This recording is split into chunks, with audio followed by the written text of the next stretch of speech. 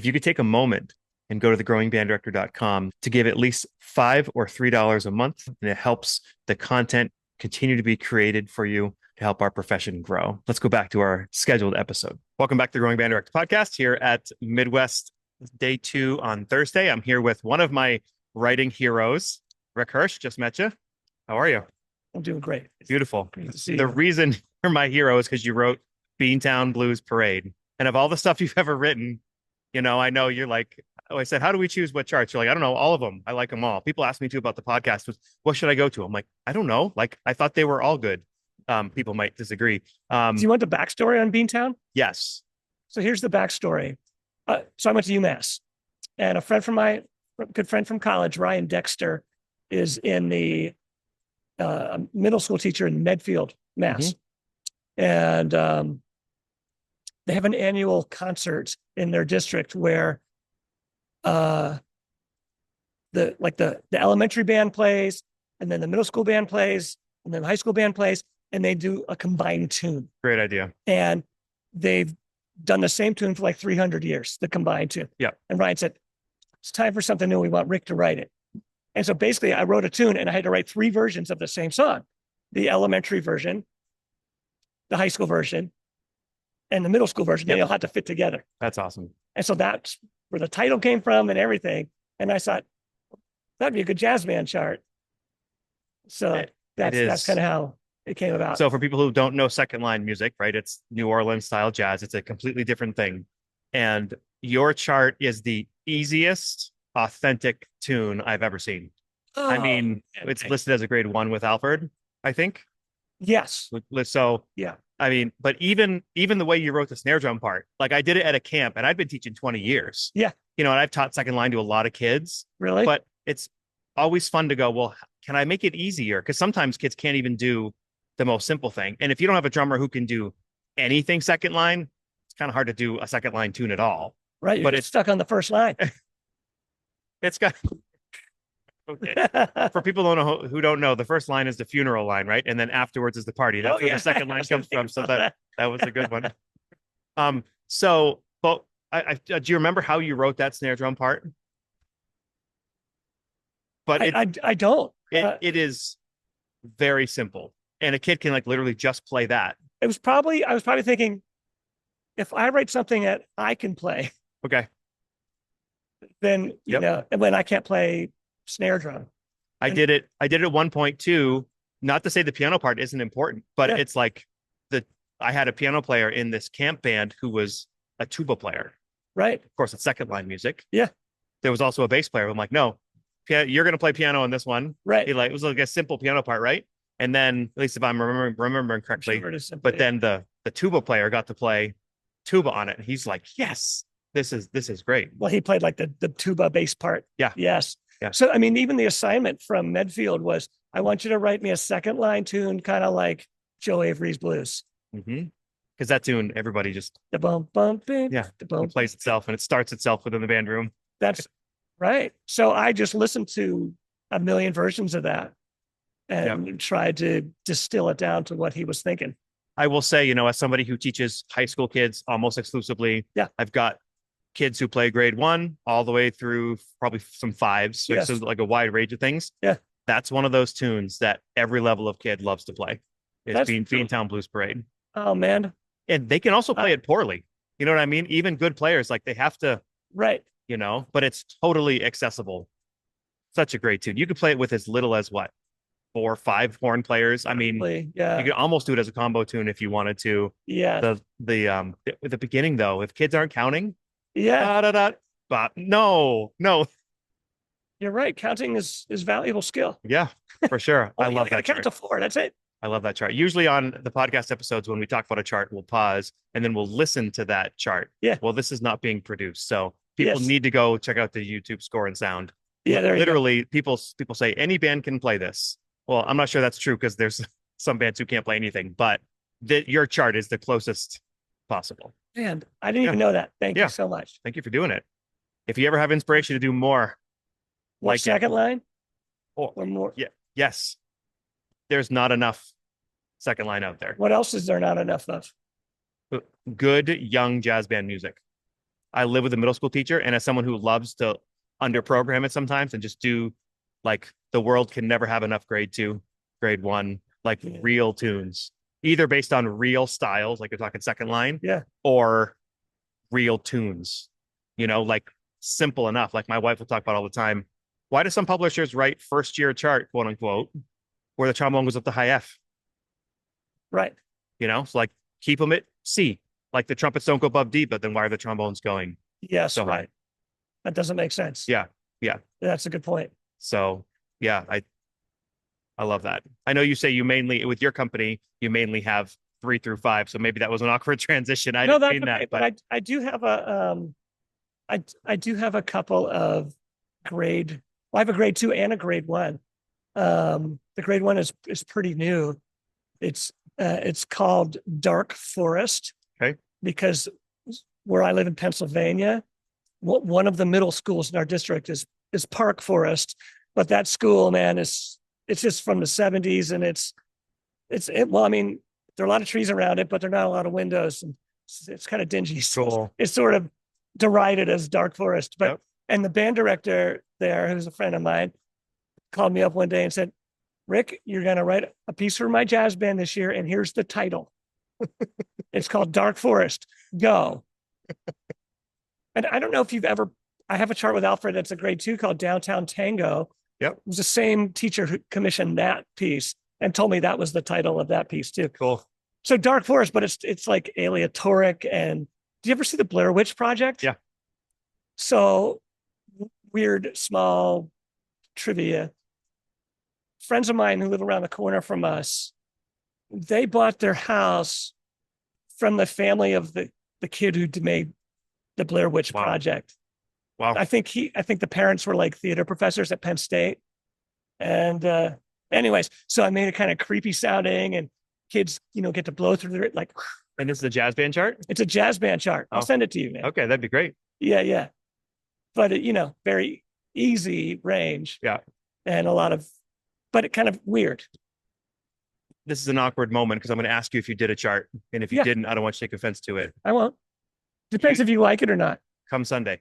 Oh, I did. Do you like it? I love hate it. No, Okay. never. No, that's one of my, if you're looking for, I don't know if it's listed as a 2 or a 3. I know a 2. Yeah. I've done it with like our second band, but the fact that the drummer is playing tom-toms with timpani mallets, that's like a very Duke Ellington kind of thing. Because of course, thought about that, but you're so right. Come Sunday is, from the Ellington canon, and that it's like a published chart that is Ellington, that is very accessible. Yeah. I've used that at festivals. I loved it. Thank you. I'm really glad you did it, because if it was somebody else, that would have been awkward. But that was mine. Well, good job, Kyle. You've done your homework. What else? I did an arrangement for Baron for Alfred a couple of years ago around midnight. That is also like not a regular ballad, because I just can't write the same chart that's already been written by somebody else. So I love it when there's a fresh take on a tune. Yes. But it is because the reason I love, at least personally as a director, doing tunes that are standard tunes is because then you get to go back and listen to Thelonious Monk.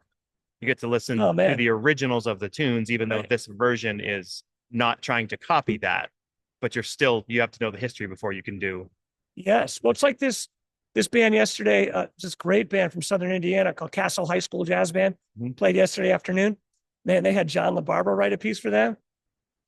It was awesome. But they also played my arrangement of My Funny Valentine, and which I remember when I got the commission to write that, and Alfred publishes that. It's like sort of a 2.5, maybe a 3. But like, I know pro bands that use it because it's just a good arrangement. But remember when I had to arrange that tune, I couldn't get over the D. Barton, Stan Kenton version from Kenton 76 that I had played in high school and whatnot. That's the only big band version of My Funny Valentine.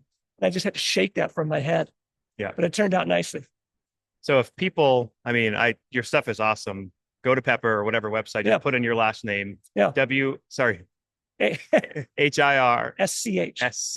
Yeah. But I also have my own. Let's talk about that. My own publishing, Hirsch Music, that I actually started before I got became part of Alfred's team, and I still do it. And so with Hirsch Music, I publish jazz ensemble music, jazz combo music with flexible instrumentation, and saxophone quartet music because I'm a saxophonist. So all my jazz band music that Alfred doesn't do that I can license. Yep. So like, man, and the licensing game is very tricky to get a license for a tune. Like, I have just a handful of licensed titles where I was able, where my request was approved. And so, because most of the licenses are controlled by Hal Leonard and Alfred.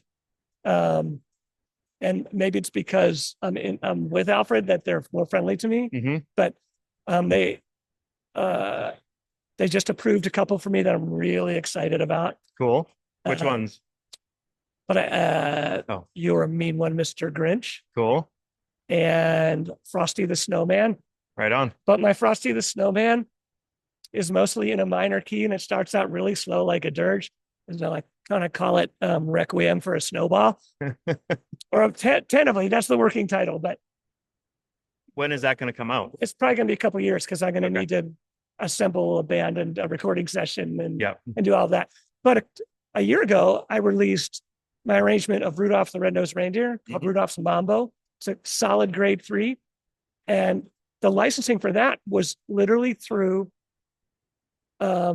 St. Nicholas Music. And St. Nicholas Music Company is the company founded by Johnny Marks, who composed Rudolph, as well as like Jingle Bell Rock, I think Silver Bells, a bunch. And his grown son, Michael Marks, who's probably about 70, runs the company. And he granted me the license. Super cool. And that thing it's been doing great. That's awesome. But that hirschmusic.com is where that catalog beautiful is. And on there, can they hear tunes? Everything, man. See them. They got the score and sound thing. Yeah. Where you can do the YouTube video or download the score. I love that. Yeah. I love that. The stuff. So as a saxophone player. Yeah. Are you a sax player too? No. Oh, you said you're a trumpet player. Yes. Well, I own a trumpet. Yeah. No, I am a trumpet player. My older brother was a saxophone player. So I have to always dig at the saxophone players. It's just an older brother thing. Please. I can take it, man. So the question I have is, as a professional saxophone player, we got a bunch of people listening who have saxophones in their band. Sure. Okay. What do they need to hear about their saxophones? Like, how can they improve? Maybe quickly. Like, what's a couple things they can take and do? Mouthpiece read. Yep. If it's my opinion or my experience that the best entry-level stock mouthpiece, plastic, is the Yamaha 4C. Okay. And they're about $35. Now I know that a Better Sax, Jay Metcalf with Better Sax, are familiar with his material. No. He's started out with his YouTube channel, Instagram, and just kind of started to develop a line of products from mouthpieces to reeds to educational materials. He's just come out with what he says is the new best student mouthpiece. I haven't tried it yet, but a friend of mine who works at Sweetwater says it's really good. Cool. I don't remember what he calls it, but it's again about $40 or $50. So the Yamaha 4C and a metal ligature. The only thing I like about the fabric ligatures, the black ones with the screw on top, is that if you step on it, it will. It's not just a flat piece of aluminum or tin. But I kind of think they deaden the sound. Personally, but other people don't think that. That's just my opinion. So, and then for reeds, inexpensively, if you're on a budget, a Rico or a Juno, and probably a 2.5 or 3. We're talking middle school, high school 3 in that. But if you move them up to Van Doren Blue Box or the D'Addario, I don't remember what D'Addario is calling their classical reed. D'Addario Reserve, maybe. Probably a 2.5, because those strengths at those classical higher level reeds are about a half size harder. So a number 3 Van Doren Blue Box is going to be a 3.5 Rico. And then if they want to upgrade to a better mouthpiece, something made of hard rubber, which is going to warm the sound up. There's the Summer Sea Star, and Mhm. they're about $200 new, which is expensive for an alto mouthpiece, but they're all over eBay. Yeah. It's easy to find one for 75 to 100 on eBay. Yeah. They're inconsistent, so you can get a lemon, but generally they're good. And then there's the Van Doren mouthpieces, which are less expensive, but they're also, I don't have personal experience with them, but a lot of people like them. My wife's a great middle school band director, and she always says, insist on good tone. Yes. I mean, somebody who has 20 saxophone players, potentially up to in a room at a time. She's like, I can't listen to a bad saxophone sound. Like I just can't. I can't sit through it. You want to talk mechanics for a little bit then? Yeah. Okay. So mechanics, you're going to see all kinds of crazy postures and puffy cheeks or things with their lips tucked out or tucked in like that. And embouchure wise, I like to keep it very simple. What do you need? But I don't want to use yours because it's going in my mouth. I appreciate that. I got a pen. Also describe it as you do it, because a lot of people are just listening and not watching. Absolutely. I'll do that. So, so a couple things to know. Teeth rest on the top. Your top teeth rest on the top. They don't bite. They're not cushioned by your upper lip. Don't double lip. Yeah. Your top teeth come in direct contact with the mouthpiece, but they do not apply pressure. Okay. The bottom lip. What about that pad? Some people like the pad. Some people like it. Some people's front teeth are sharp and can actually create a divot even without pressure. Yep. So a little rubber patch can help. I would recommend the very thinnest ones you can find. I'm not really up on what they are. Yep. But not the ones that look like bicycle tire patches. Got it. Top teeth in contact with the top of the mouthpiece. And on the bottom, if you are watching this, I like to do it. Where's your camera? Am I looking over there? Yep. Am I looking at the computer? No. Oh, right over there. Yep. So I put my top teeth on the mouthpiece, and then I just say, oh. And what happens is it does several things when you just say, oh. And I don't know if maybe you've heard some of this. Brings a lip under. It opens up. That's the thing. You don't want to, they say roll your bottom lip. That's more of a clarinet thing, not a saxophone thing. If you tuck your bottom lip in too much and roll it under, it's going to deaden the sound, and because it dampens down a lot of the higher frequencies in the vibrations of the reed. Okay, but to get a fuller color, you don't want it. You kind of want it in like a natural position. Yeah. Literally, like however your face closes your mouth when you say "oh," and that will give a little cushion. I have a good friend who's a pro sax player, and he just says the red of your lip goes on the reed on the bottom of the bottom of the teeth. But you don't roll it in, so you should still see the red of your lip if you're looking in the mirror. Correct. It's just such a fine line, though, because if they're not insistent on it, kids can easily just take their mouth out, and then you've got like no bottom lip doing what it should do. Yes, and what that does is it really frees those higher frequencies, but it makes it very hard to control the tone. Yeah. And so there is that for sure. The other cool thing about the O, I mean, the ooh or O, I like O a little better because ooh causes kids to kind of pucker and stick those lips out too much. But an O, it's kind of like pulling the string on a drawstring on a sack. Yeah, that's good. And so you're getting the corners to come in a little bit. And what that does is it keeps you from doing the clamp. And when you have all your pressure coming from top and bottom, it just clamps down on the reed. It makes things tight. And if you say, oh, then kind of making a circle with your mouth, that's going to relieve bottom pressure. And frees up the reed to vibrate. And yes. And check this out. What you want to have kids do is find that place. They look at the profile of the mouthpiece with the reed on it, and find the place where the reed and the mouthpiece, they're touching, and then they stop touching. And then they're apart. That place where they stop touching is where your bottom lip is. I've seen middle school teachers take the reed, push with facing up, so the reed is like facing you. Take a piece of paper and they put it in between the two. Yep. And then so the kids can see where the paper stops. Oh, brilliant. I and like that's that. where they put their thumb or their finger on the mouthpiece, take it out, and then come and put your teeth to where your finger is. That's great. Yeah, I've seen that before too. I just always forget to do it. That's the middle school version. Like get the paper in there and, Brilliant. and do all that. Yeah. It's excellent. And because if kids don't get enough mouthpiece in their mouth, their sound's going to be small. It's hard to control. Well, not it's hard to control. It's just very small, and forget about the intonation. And if they get too much in their mouth, it'll just sound like, like I've had that before. Yes, right. So that's a good place to find. Love it. And the last thing is we want to try to keep things relaxed. Like a tight embouchure for saxophone is a recipe for squeaks, a recipe for really kind of strident tone. And so we want to try to keep the face relaxed.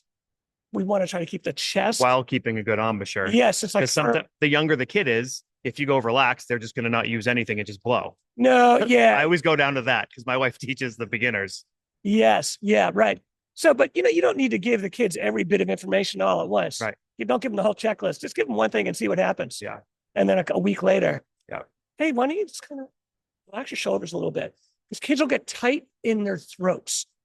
And because I used to play like that, I remember, and then, and so they're not getting their air down to their belly.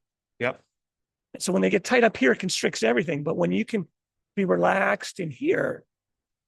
And as a saxophone player, I've heard people say the tip of your tongue hits literally against where the reed and the mouthpiece are. I've heard people say that it hits underneath at the end of where does your tongue hit on the reed?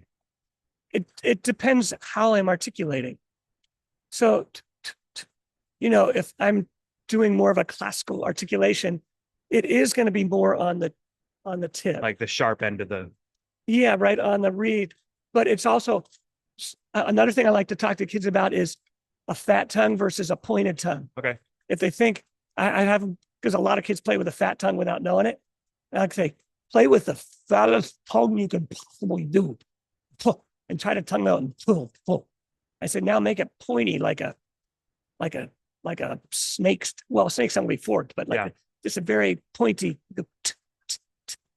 like a little puff of air. Yeah. And that just focuses in and gives them a cleaner articulation. But it takes a while for that to habitualize. That would have helped when I was rehearsing Nutcracker. I could have used that.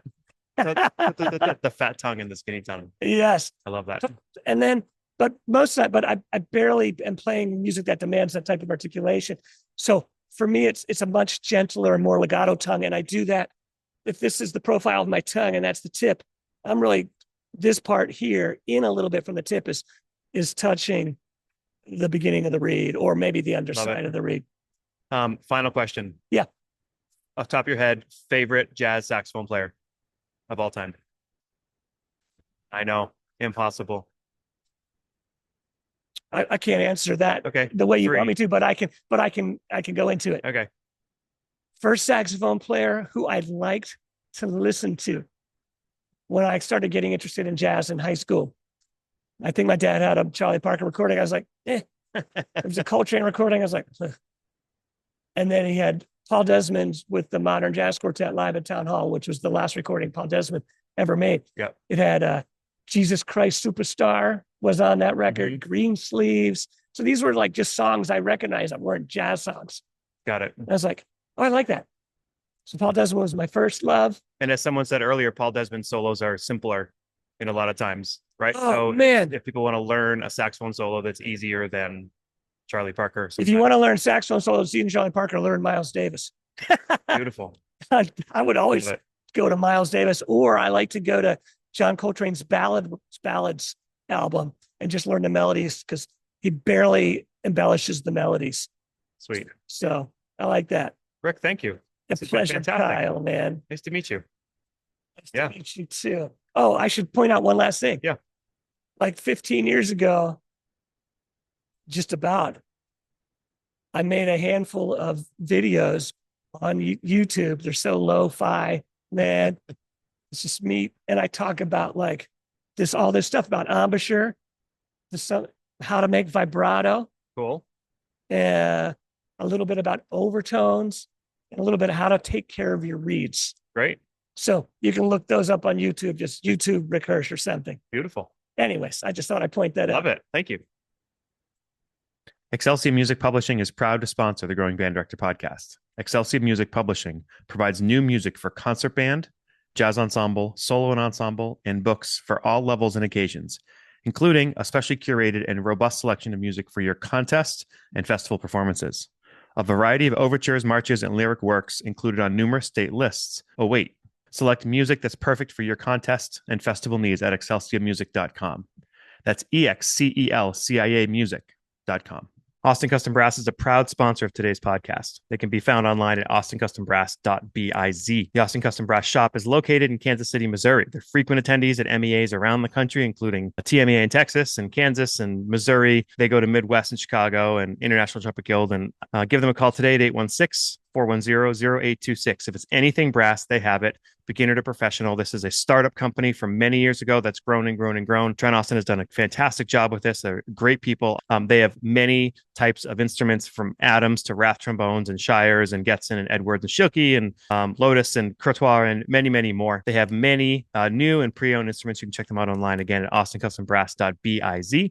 They also offer a great selection of high-quality, budget-conscious brass instruments for students and band programs, including being the exclusive dealer for Manchester Brass, great company. They also offer Brasspire, Carroll Brass, John Packer, Y. Fort, and of course, their own wonderful line of instruments, a Austin Custom Brass Doublers line. Give them a call today at 816-410-0826 and find out why they can help you grow as a brass player. There are remarkable resources for all brass players, and they will do POs and work within your budget for your band program to get you what you need for your kids. Welcome back to the Growing Band Director podcast here on day 2 of Midwest 2024 here with Tyler Arcari. How are you? I'm great. How are you? Fantastic. Thanks for having me at the booth. Yeah, Love it. Being part of it. Yeah, this is great. Some rapid fire questions. Okay. As an educator, what's something you're really good at? Something I'm really good at? Yeah. I am a strong believer in if every kid in that room didn't get it, I do it a different way. And so I got really good. I taught my mom math. My mom went to community college for a little bit, and she was in a math class. And one of the things that she said I did well was I explained things in about 7 different ways until I saw that little light bulb. And I felt the same way about all my kids in the class. And I would feel bad. I wouldn't go on, which to some degree is a detriment. Yeah. But I explain it until it's understood. Well, knowing when you can move on, even though a couple don't, like that's a hard balance to find anyway. It's like music, right? If I'm rehearsing a piece and there's some stuff that's not going well, I'm going to have to make that decision on what is going to fix itself and what isn't. And so it's similar. Can we get you closer? Oh, it's like Yeah. sometimes not just picking you up, just the video. I don't know why. Okay. What's a piece that you really like as an educator? Not as an educator? not in your role in Excelcia, but like what's a piece of music band you like more band directors should do, or a composer or something? It's so hard because there's so many different levels. One that I think gets lost a lot is Psalm for Band by Vincent Persichetti. Yep. Yeah, I don't think that gets played as much as it should. It is absolutely stunning. I don't know enough about that piece. Tell us It's about it. It's stunning. It's his typical form of we're going to do choirs, right? So we're going to have woodwind choir, band choir, and percussion choir, which is always the unique bit. The percussion's its own choir, and we trade off. He trades off the whole time, but it starts out with this beautiful Persichetti palette, right? Very chordal, very beautiful harmonies. And then it goes fast and kind of typical with this little lilting trade off between the choirs. It's very hard. It's deceptively hard. And I think that's why it doesn't get played that often. But I also find that Persichetti doesn't get played that often in the band world anyway. And I think for those reasons, it's kind of hard. It's harmonically, it's not as fresh sounding. It was totally fresh at the time, but it also sounded old at the time, so. Yeah. Okay. Somebody you've met at Midwest, or a connection you've made here, or something you've learned since you've been here. You, of course. I got to meet you the first time. I mean, I worked with your podcast with Andre, and me and Carol did a thing on one of our books. But it's the first time I got to meet you, so it's great. Can you vamp for a second? Yeah. Vamp. Oh. Well, here at Excelcia Music Publishing, one of the things I think is important about Midwest is that directors get to see what their students are capable of, because Midwest still requires that these absolutely phenomenal bands and orchestras play music that is kind of structured right. You go to a concert, they have to play a grade 1, they got to play a half. And I think a lot of times when we think about these groups and they come out and they play a grade 6, it's extremely impressive, but it's not something that like my band was able to do. Yep. So the fact that they provide a performance that's so nuanced for the baby stuff, because that's what we have to tell the professional recording group, right? It's like even on the grade 1, you have to sound just as musically intentful as you would have with the grade 4s, and they do that here, and that's they don't do that everywhere. I wasn't checking the betting lines. I was trying to find the exact episode number that Andre had you and Carol on. Yeah. It's in the 80s. I'm just, if people want to go back, oh, who's this Tyler? I want to see the whole episode with him and Carol Britton Chambers. Andre Wilkins did that for us. I think it was 81, 2, 4, 3, 5. Something like that. Yeah. If they hit any of those, they'll get some good podcasts. So I would hope so.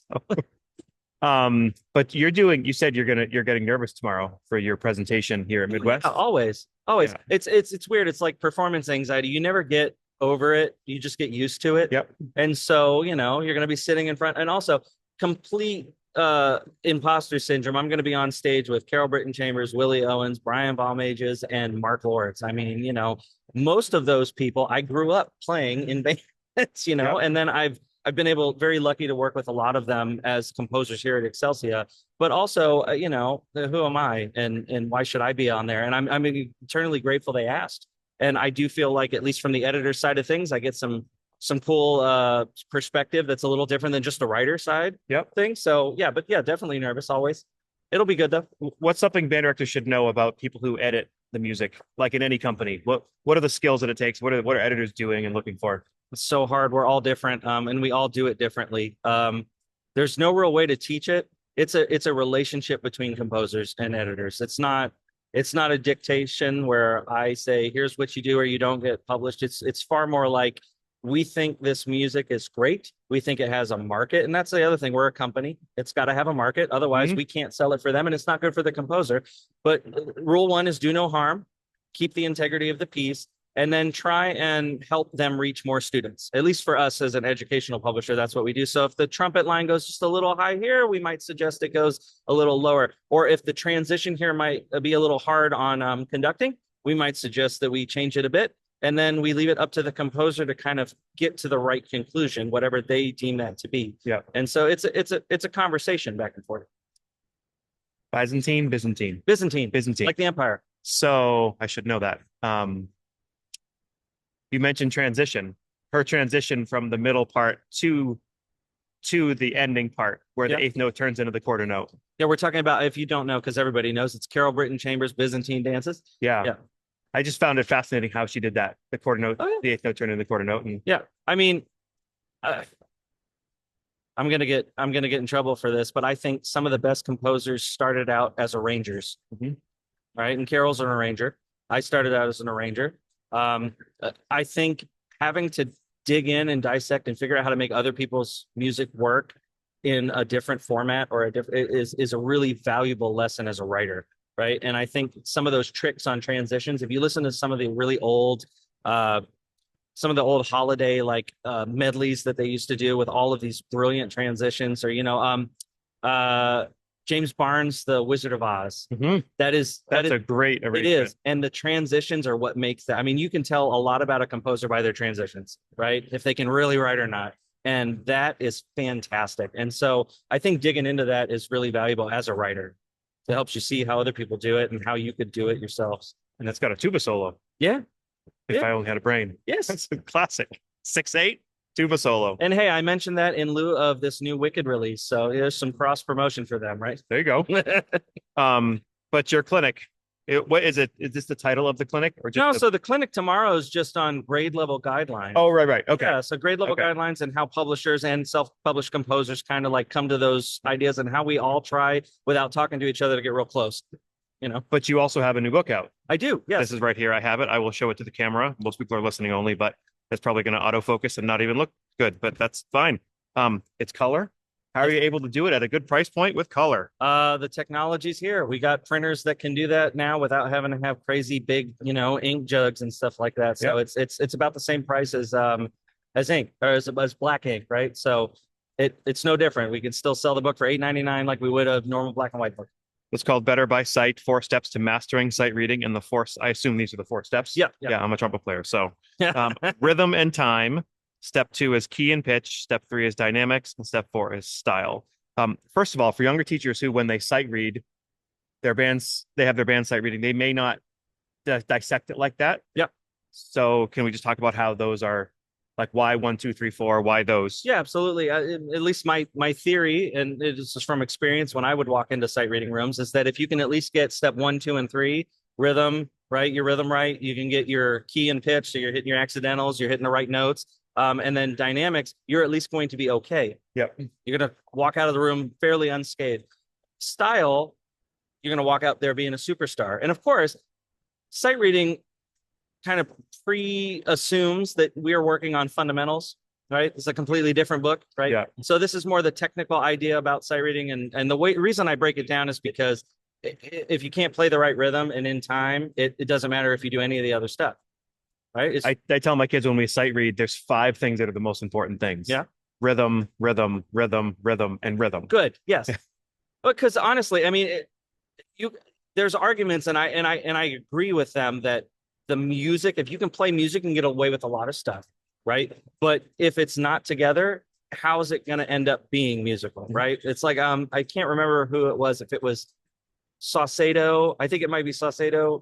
I'm sorry if I'm messing that up, but does a clinic on YouTube where it's like they say the band's going to play everything perfectly, 100% correct. Now we're going to play it 98% correct, and everybody misses like 2 notes. I've seen something like that with Jack Stamp. Is it Jack Stamp? It might be Jack Stamp. Sorry. I think it's called Why Music Matters. Yeah. Maybe I could be screwing that up, but yeah, and the band sounds atrocious. It does, but they're only missing 2%, right? Like 2% of the notes, and it's a remarkable idea. And so I start with rhythm and time, add key and pitch, add dynamics, add style, and then there's a full sight reading etude. And the idea is that you should get to the point where sight reading is an at-sight skill, right? And so you shouldn't have to go through these. It should just sort of be like an internal priority list. Yeah. As a musician, when we sit down with like the professional recording people to do the demos, we don't have to hold up our keys and shake them, right? Because that's what my band director did.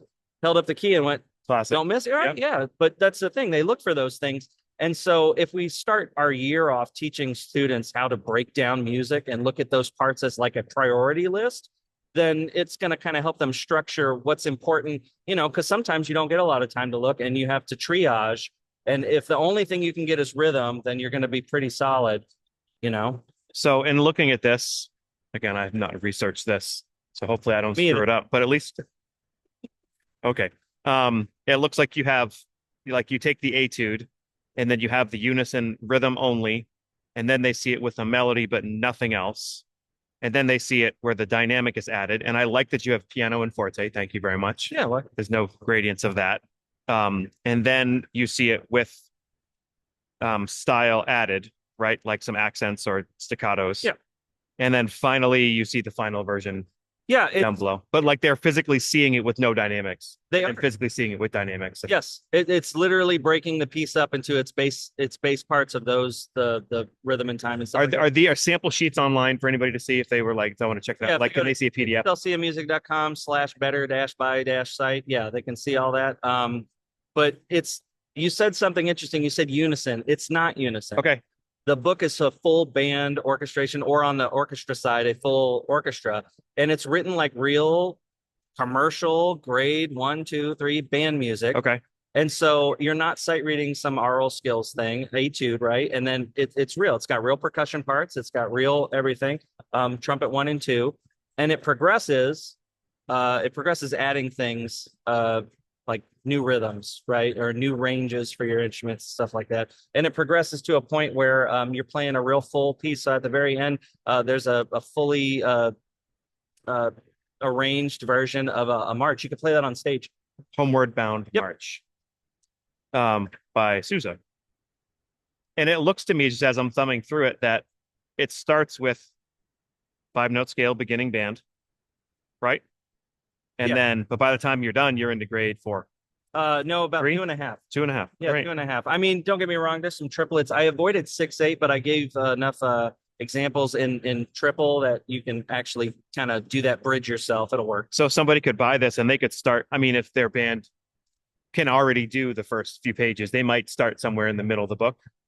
No? Well, it depends. If they're beginning, they could totally do the first couple units and then Yep. just keep progressing as it goes on, Yep. because the units are set up as their own self-contained unit for key and style and dynamic. All that stuff is Yep. by unit.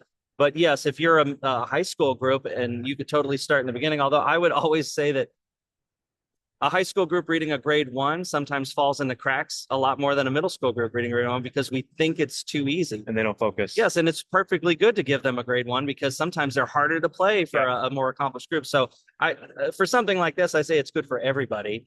Everybody could find use in it.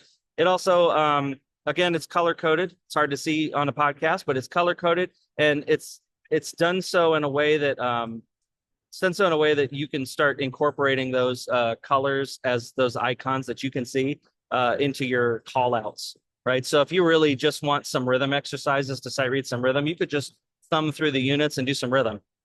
If you want to work on specific keys, you could, but that's key. I should mention, only keys that are in here are the keys you should ever see in sight reading for this level. So there, for a warm-up fundamentals book, I might have the key of B. But in here, I don't. I have the big keys you're going to see and their relative minors, and the variations of minors in here that you'll see in the music at this grade level. So there's nothing weird in here. It's very practical for a director in the classroom. It's very visually stimulating. It's very, very good. Like my wife was here. She's the color person, and how does it look on the page and all that. Yeah. She'd love it. Oh, it's great. Yeah, looks great. Again, Better by Sight, 4 Steps to Mastering Sight Reading by Tyler Arcari. I had a question to ask you. Okay. I forgot it. Oh, okay. I do that all the time. Oh yeah. The name of a band director somewhere in the country that you think is awesome. Oh, there's so many. Okay, a few. All right. Well, I'm assuming because you want to reach out. Maybe. I just want people to hear a name of somebody else who's really good. Okay. I'm going to talk about my band director, one of them. I've got lots of them, but I'm going to talk about one of them, Mike Philly. Mike Philly, I think, is there's a couple composers out in the world that I think are fantastic writers that don't ever get a lot of recognition. And I think Mike Philly is a very similar band director in that fashion. He's absolutely wonderful at what he does. But he's very it's true. It's real what you get, right? It's a very good representation of most bands in the country and most band directors. And Kid's wrapped around his finger, just gets really good high levels of motivation. We loved him when I was in his high school band, not his middle school band. He's teaching middle school now up in Florida. And then a young band director, his name's Brad Bolt, very cool name. Brad Bolt has the best community building I've ever seen in a young band director. And I'm not going to give his process away because I've told him he needs to do a clinic on it. What he does for their intake when those kids come into the room is magical. And as a kid who, band was a safe haven for me. I was a smart kid. So, that comes with some problems sometimes, especially back in the day when I was in high school. Yep. And so band was a safe haven for me. I would have killed to be in Rad's band. I would have felt so safe. And I've seen it in action. It's really remarkable. It deserves its own discussion. Where does he teach? He teaches George Jenkins High School in Polk County, Florida. But he's remarkable for his age. So I should get in touch with him. Oh yeah, 100%. I'm going to write it down, but in case I you know how to get me. forget, or if you think of it when you're doing something, send him a message or me a message. Yeah. And No, it's something else, and it's really fun to watch. It's really fun to watch. beautiful. And it's not rocket science. That's what everybody's going to get from. They're going to go, oh wow, we could do that tomorrow, and you could. So cool. Thank you. Well, thank you. This was great. Yeah. Go Midwest. Yeah. We sincerely appreciate you taking your valuable time and listening to the Growing Band Director podcast. Your students are very lucky to have a band director like you. If you have any suggestions for episode topics or think you have an area of expertise to share on a show with us, please reach out. If you enjoyed this episode, don't forget to subscribe. And if you want to help spread the word, please give us a 5-star review and tell your band director friends to subscribe as well. We're available on Apple Podcasts, Spotify, our YouTube channel, and wherever you listen to podcasts. Thanks for listening to The Growing Band Director. See you next week.